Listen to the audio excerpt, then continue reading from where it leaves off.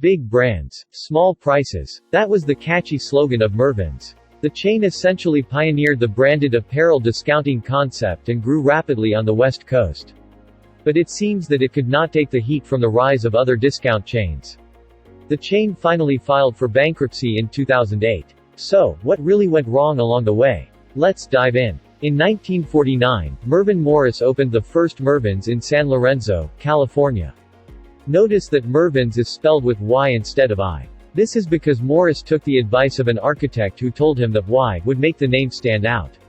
The whole concept of the store was to offer brands and private label apparels at relatively lower prices. The first year in business, the store grossed $100,000. This is actually impressive, given that it was in the 50s.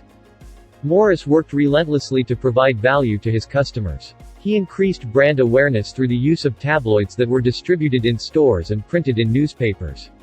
The weekly promotions that he carried out attracted a decent customer base over time, and Mervyn's built its value-oriented reputation from there. The business model proved to be profitable and the company went public in 1971. Most of the funds were used to pay down debt. In the 70s, the chain expanded to around 40 stores, with all of them situated in California and Nevada.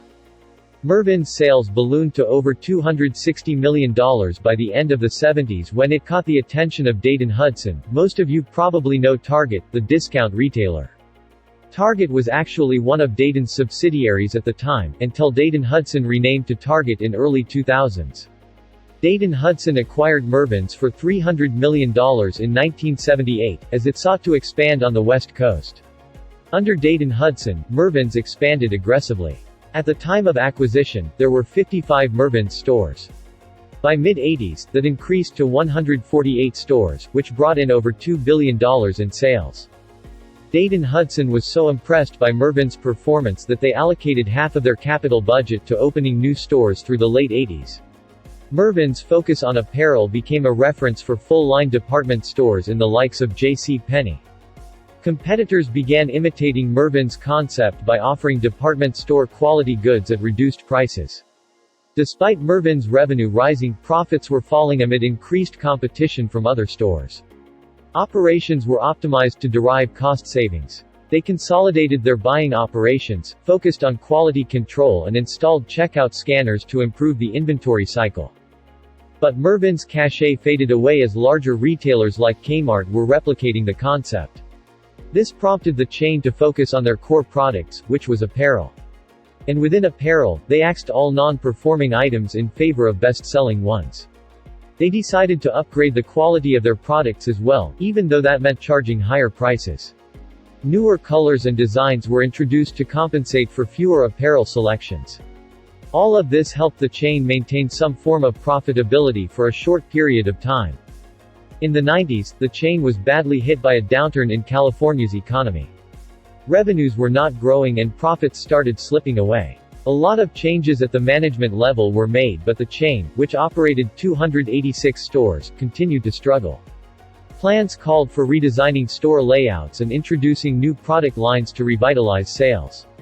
The chain even renamed to Mervyn's California in 1995. But the chain remained a drag on Dayton Hudson's earnings. Let me emphasize on this. As a holding company of 3 companies, Dayton wanted to focus on the best performing one, which was Target.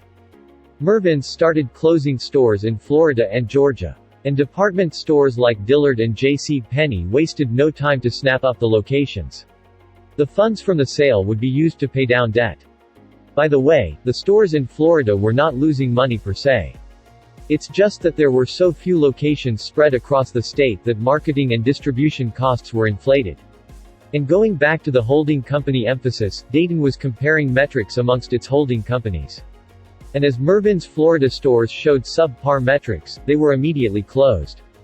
Management at Mervyn's recognized that they were losing grounds to discounters such as TJ Maxx and Marshalls. To compete effectively, they tried to widen their offerings of national brands.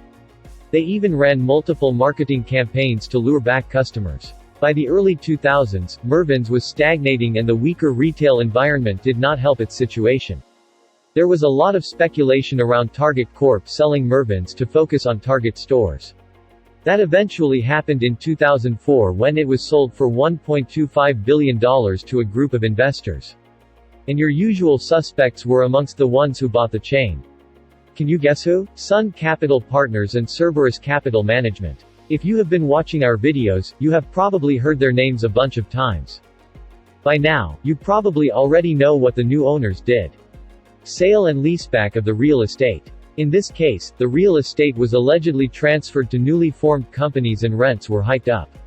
Mervyn's had assumed around $800 million in debt when they were bought out in 2004.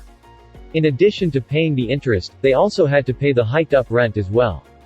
The financial crisis exacerbated Mervyn's fragile financial position up to the point that it had to file for bankruptcy. Creditors of Mervyn's filed a lawsuit against the private equity firms, claiming the buyout transaction set up Mervyn's for failure. But the private equity firms claimed that Mervyn's was well capitalized at all times and that the rent were priced at market value. A settlement was eventually reached, attributing over $165 million to the creditors. During that time, Mervyn Morris's son bought the Mervyn's intellectual property and had plans to relaunch the company. However, that never came to fruition. Do you think that Mervyn's failed solely due to competition? Or do you think it would still be operating if it did not get bought out by the private equity firms? As always, let us know what you think.